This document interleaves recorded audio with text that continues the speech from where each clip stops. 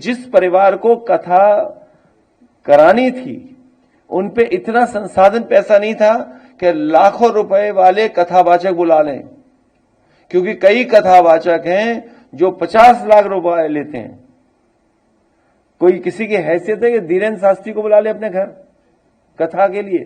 कोई under table लेगा वो बाबा पैसे?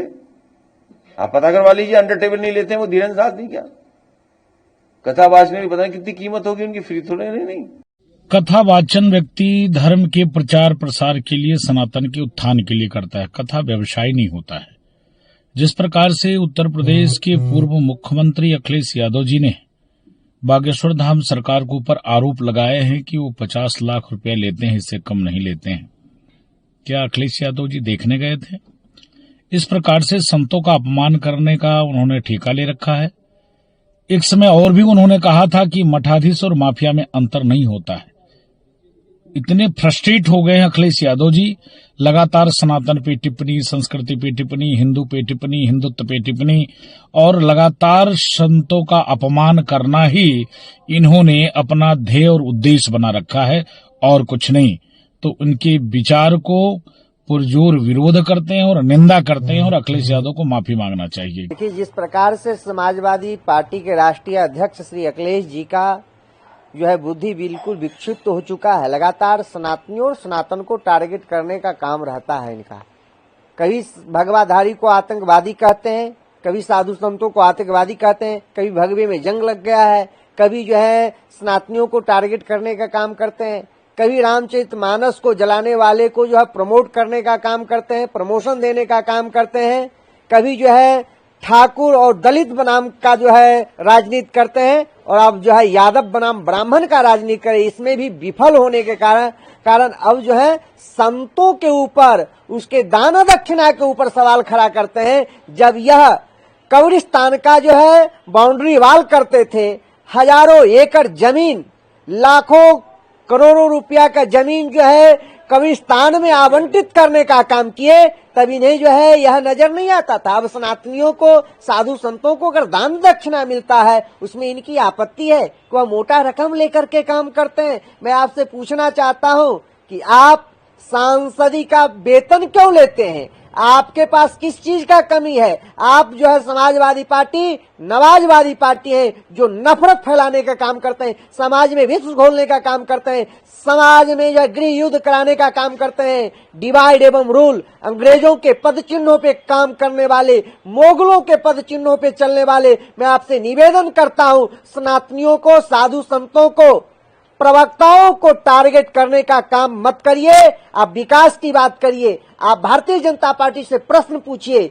आप जो है रोजी रोजगार, स्वास्थ्य, शिक्षा पर जो है विषय पूछिए और रोजी रोजगार, स्वास्थ्य, शिक्षा पर सवाल उठाने का काम करिए।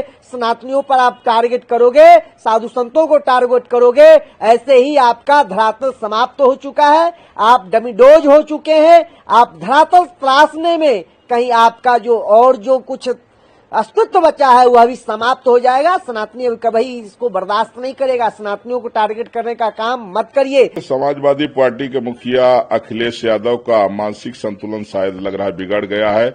अभी कुछ ही दिन पहले उनके एक जो है तो सांसद ने राणा सांगा पर जो है तो आपत्तिजनक टिप्पणी किया था, जो सभी भारतीयों के लिए आदर्श हैं।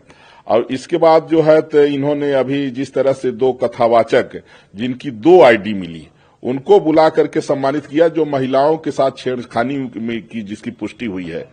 और जिस तरह से इन्होंने आरोप लगाया है कि लोग जो है बहुत पैसा लेकर के, मोटी रकम लेके कथा कहते हैं, तो मैं समाजवादी पार्टी के मुखिया अखिलेश यादव को बताऊंगा कि आप थोड़ा जानकारी को और बढ़ा लीजिए।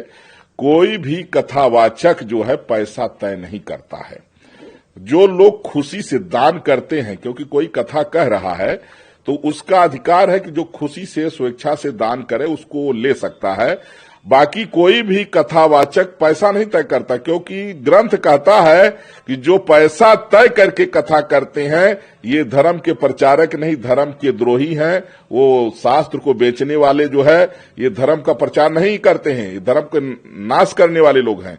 बेचह वेद धर्म दुहले ही। इसलिए मुझे जानकारी है कि कोई भी कथावाचक पैसा तय नहीं करता है, न किसी से पैसा मांगता है। बस उसकी एक व्यवस्था है कि भाई जहां रहेगा तो सात्विकी वातावरण होना चाहिए, रुकने की सात्विकी व्यवस्था होनी चाहिए, जो कथा की एक मर्यादा है। बाकी कोई कथावाचक पैसा नहीं तय करता है।